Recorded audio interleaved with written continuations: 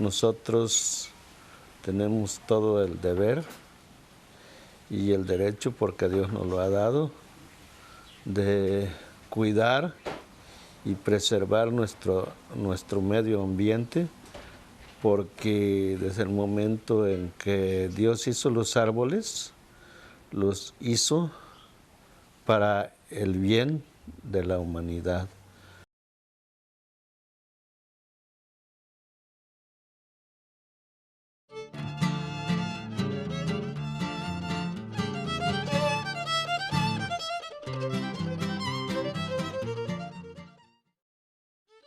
Rodolfo Montiel y Teodoro Cabrera son hoy dos hombres mayores. Hace más de una década decidieron no permitir que el bosque que habitaban fuera depredado por una mezcla de intereses globales y de los grupos políticos locales y nacionales. Por eso, sufrieron detención arbitraria, tortura, encarcelamiento infundado y otros abusos. En 2010, la Corte Interamericana de Derechos Humanos analizará en audiencia pública y emitirá su sentencia sobre el caso de estos campesinos ecologistas. La audiencia pública, que se desarrollará durante 2 días, se celebrará en San José, Costa Rica, durante el periodo de sesiones de la Corte, que abarca la última semana de agosto y la primera semana de septiembre de 2010. Hoy viven exiliados por su defensa de los bosques, pero persisten en su amor por la tierra y la vegetación que hace posible la vida. Compensan la lejanía con esa tierra donde pensaron que estarían mucho tiempo, con la esperanza de que el Sistema Interamericano de Derechos Humanos cumpla con su reto de fortalecer de manera subsidiaria a los sistemas de justicia de nuestro continente.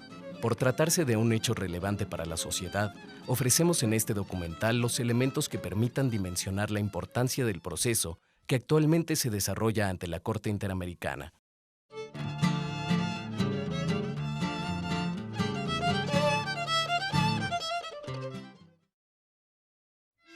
El caso de estos dos hombres y sus familias ocurrió en el estado de Guerrero, México.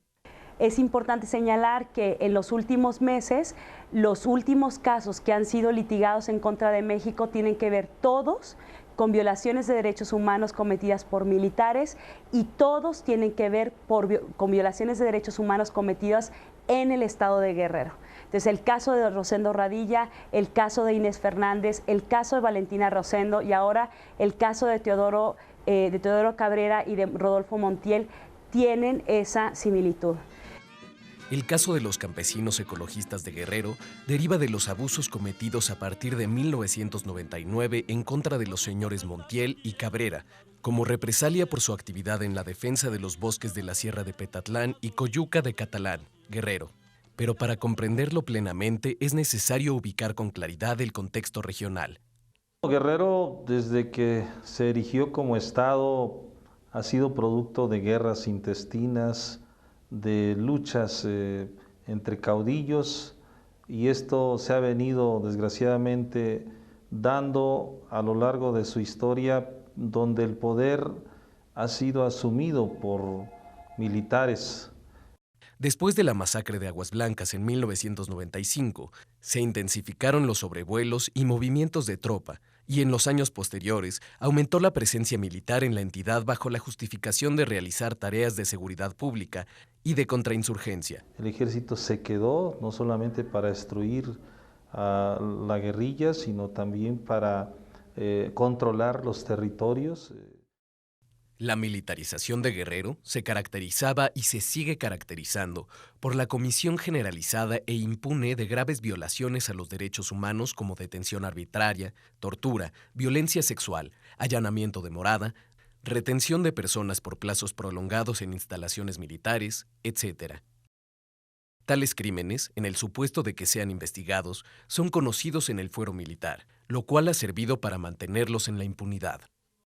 La injerencia del ejército en tareas de seguridad pública no es nueva en el país. Ya en varias ocasiones el gobierno mexicano ha utilizado a las Fuerzas Armadas para desempeñar funciones que corresponden a las fuerzas civiles, específicamente en el combate a la delincuencia organizada.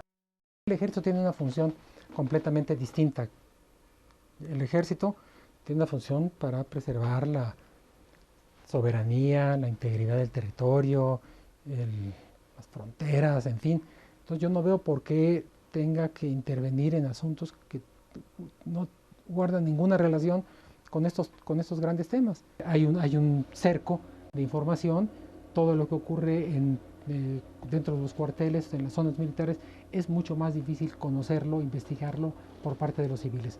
Entonces es un espacio de impunidad muy importante.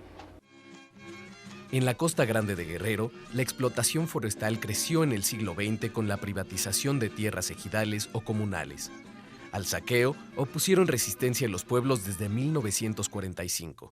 En el caso de la Sierra de Petatlán era un caso dramático, de acuerdo con información de la Comisión para el Conocimiento y Uso de la Biodiversidad de México. Entre 1995 y el año 2000 se habían deforestado en Petatlán 95,000 hectáreas de bosques en esta zona, lo que equivale al 40% de los bosques de la región.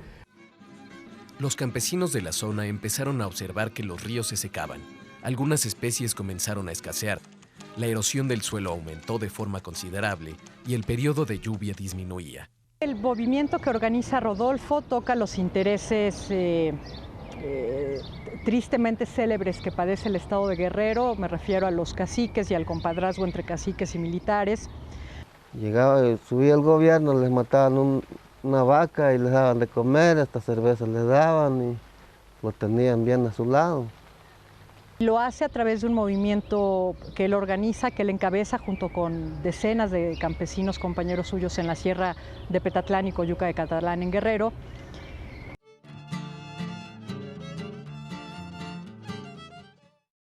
En febrero de 1998, un grupo de campesinos decidido a detener el deterioro ambiental formó la Organización de Campesinos Ecologistas de la Sierra de Petatlán y Coyuca de Catalán.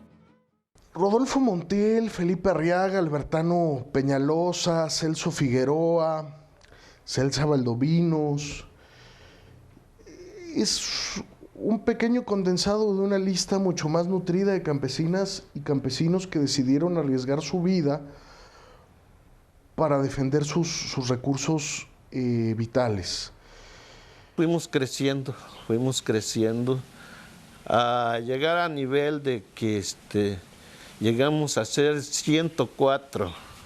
Nosotros cuando salíamos a animar a la gente les decíamos que vieran que pues los ríos se nos están acabando, que ya en poco tiempo si las dejamos así, porque había el rumor de que el gobernador Rubén Figueroa había hecho un contrato con la compañía Boise Cascade para explotar 24 ejidos forestales por el término de 10 años.